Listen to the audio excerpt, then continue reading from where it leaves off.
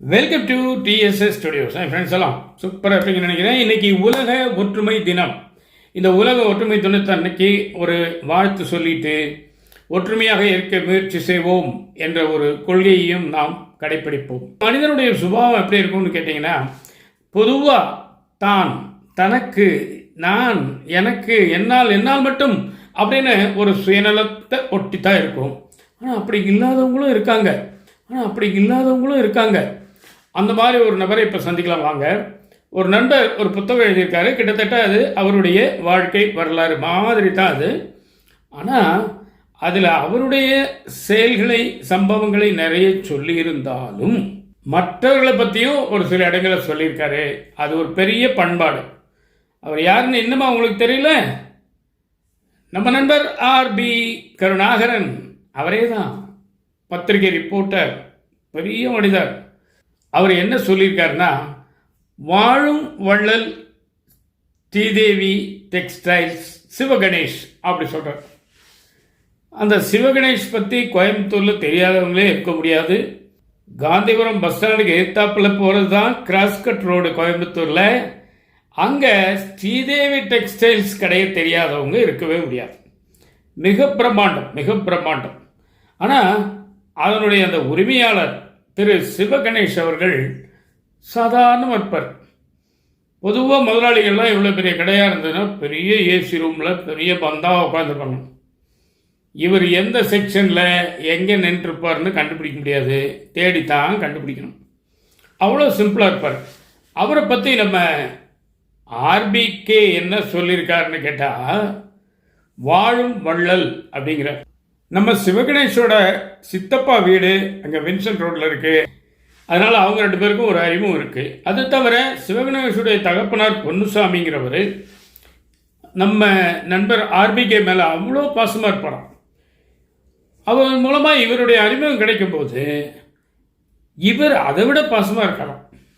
அந்த அளவுக்கு ஒரு பழக்க வழக்கங்கள், வயசு வித்தியாசம் இருந்தாலும் அவருடைய அந்த நட்பு ரொம்ப உயர்ந்தது அப்படிங்கிறார். அந்த கிராஸ்கட் ரோடில் ஸ்ரீதேவி டெக்ஸ்டைல்ஸ் அந்த பிரம்மாண்டமான கடைக்குள்ள ஏகப்பட்ட வகைகளான துணிகள் இருக்குது. பட்டுக்குன்னு தனியாக ஒரு பேலஸே வச்சுருக்காங்க. அதில் அருமையாக வியாபாரம் பண்ணிகிட்ருக்காரு. பொதுவாக நீங்கள் துணி வாங்கிட்டீங்கன்னா எந்த ஃப்ளோரில் வாங்குறீங்களோ கிட்டத்தட்ட அந்தந்த ஃப்ளோர்லேயே அந்த பில்லை பே பண்ணிடணுங்கிறது தான் ரூல்ஸு. ஆனால் இங்கே எப்படின்னா, அந்த பில்லை எடுத்துக்கிட்டு இவர் எங்கே இருக்காருன்னு தேடி கண்டுபிடிச்சி அவர்கிட்ட கொண்டு போய் காமிச்சிங்கன்னா ஒரு சின்ன ரிபேட் அவர் கொடுப்பார். உங்களுக்கு அவரை தெரிஞ்சிருக்கணும்னு அவசியமே கிடையாது. ஏன்னா அவர் கடைக்கு வர கஸ்டமர்கள் பூரா அவருக்கு தெரிஞ்சவங்க தான், மானசீகமாக தெரிஞ்சவங்க தான். அதனால் அந்த பில்லை கொண்டாந்து காமிக்கும்போது ஏதோ ஒரு சின்ன தொகையை ரிபேட்டாக ரவுண்ட் பண்ணி எழுதி கொடுப்பாரு. அதுக்கப்புறம் போய் நீங்கள் அந்த ஃப்ளோரில் பணத்தை கட்டிடணும். இதெல்லாம் சத்தம் இல்லாமல் இவர் செய்கிற வேலைகள். அது மட்டும் இல்லை, அங்கே பெரிய ஆஸ்பத்திரி கிட்ட பார்த்தீங்கன்னா தினம் மத்தியானம் சுமார் 500 பேருக்கு ஃப்ரீயாக சாப்பாடு கொடுக்குறாங்க. ஒரு வேனில் போய் நிறுத்திட்டு அவங்களும் ரெடியாக இருப்பாங்க, இவங்களும் அந்த டயத்துக்கு போவாங்க. சுமார் 12 மணி அந்த மாதிரி போய் அழகாக டிஸ்ட்ரிபியூட் பண்ணுறாங்க, விடாமல் செஞ்சிட்ருக்காங்க. அது மட்டும் இல்லைங்க, ஒரு 60 வயசுக்கு மேற்பட்ட ஆதரவற்றவர்களுக்கு 3 வேளையும் சாப்பாடு கொடுக்குறாங்க. இதை பாருங்க, இது எல்லாத்த விட பெரிய விஷயம். அதாவது அந்த ரமலான் நோன்பு இருக்காங்க இல்லைங்களா, ரம்ஜான், அந்த சமயத்தில் முகமதியர்களுக்காக அந்த நோன்பு திறக்கிற மாலை நேரத்தில் அழகழகாக அந்த ரமலான் கஞ்சி மற்றும் சில உணவுப் பொருட்கள்லாம் கொடுத்து அவங்களுடைய விரதத்தை முடித்து அந்த நோன்பு திறக்கிறதுன்னு சொல்லுவாங்க, அதை செஞ்சு கொடுக்குறாங்க. அப்புறம் ரோட்டில் அலைகிற மாடுகள் அதையெல்லாம் கொண்டு போய் நரசிபுரத்தில் ஒரு கோசாலை அமைச்சு பாதுகாத்துட்டு வர்றாங்க. இப்படியெல்லாம் அவங்க செய்கிற விஷயத்துக்கு அளவே கிடையாதுங்க, சொல்லியும் மாளாது. நம்ம ஆர்பிகே அதை பற்றி என்ன அழகா, என்ன விவரணையா, என்ன ஆழமாக எழுதியிருக்காரு தெரியுங்களா? அதெல்லாம் நிஜமான வார்த்தைகள். சாதாரணமாக எல்லாரும் புகழ்கிறது தான். ஒரு காரியம் ஆகணும்னா போய், அண்ணா நீங்கள் இந்திரன் சந்திரன் உங்களை மாதிரி உண்டா அப்படின்னா ஏதாவது நமக்கு உபகாரம் கிடைக்குமா அப்படின்னு போடுறது. இது அப்படி அல்ல. நம்ம நண்பர் ஆர்பி கருணாகரன் வாயிலிருந்து வரக்கூடிய இந்த வார்த்தைகள் அனைத்தும் சத்தியமானவை, உண்மையானவை. ஏன் அப்படி? எப்படி தெரியும் நமக்கு? இந்த Sivaganesh Sridevi textiles, cross cut road, Coimbatore, ஊர் உலகம் அறிந்த விஷயம், உலக பிரசித்தி. அவரை பாராட்டாதவங்க இனிமேல் பிறந்தா தான் உண்டு. அந்த அளவுக்கு புகழ் வாய்ந்த மனிதர். அதனால இவர் சொல்லியிருக்க விஷயமும் அங்கு நாம் அறிந்த விஷயங்களும் ஒன்றுக்கொன்று மிகச்சரியாக பொருந்துகின்றன. அதனால அது நிச்சயமாக உண்மை உண்மை உண்மை தவிர வேறில்லை அப்படிங்கிறது என்னுடைய வாதம். சரிங்களா? இந்த அளவுக்கு அந்த புத்தகத்தில் வாழும் வள்ளல் அப்படின்னு எழுதியிருக்காரு. ஏன்னா நம்ம நிறைய வள்ளல்களை பற்றி கேள்விப்பட்டிருக்கோம். ஆனால் இவர் நிஜமாகவே நம் கண் முன்னாலேயே சமகாலத்திலேயே வாழ்ந்து கொண்டிருக்கிறார்.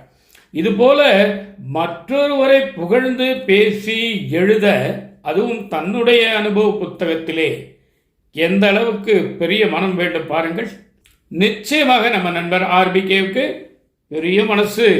இதாங்க விஷயம். இன்னைக்கு இந்த செய்தியை நம்ம சேனலில் சொல்றதுக்கு அருமையான வாய்ப்பு கொடுத்த நண்பர் ஆர்பிகேவுக்கு இந்த இடத்துல நான் தனிப்பட்ட முறையில் ஒரு நன்றியை சொல்லிக்கிறேன்.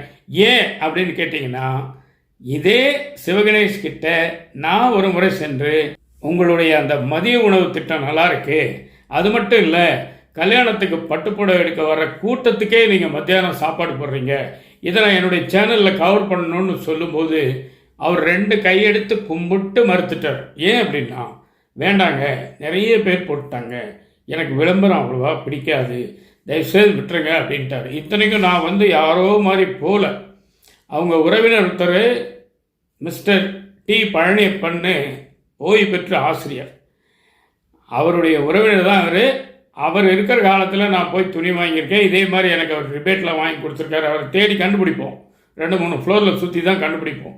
இப்போ திரு பழனியப்பன் அவர்கள் காலமாயிட்டாங்க. அவரை சொல்லித்தான் நான் இவர்கிட்ட போனேன்.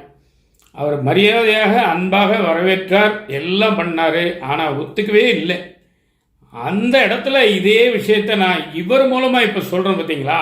இதான் காலத்தின் கட்டாயம், கடவுளுடைய பரிபூர்ணமான ஆசீர்வாதம். இதாங்க விஷயம்.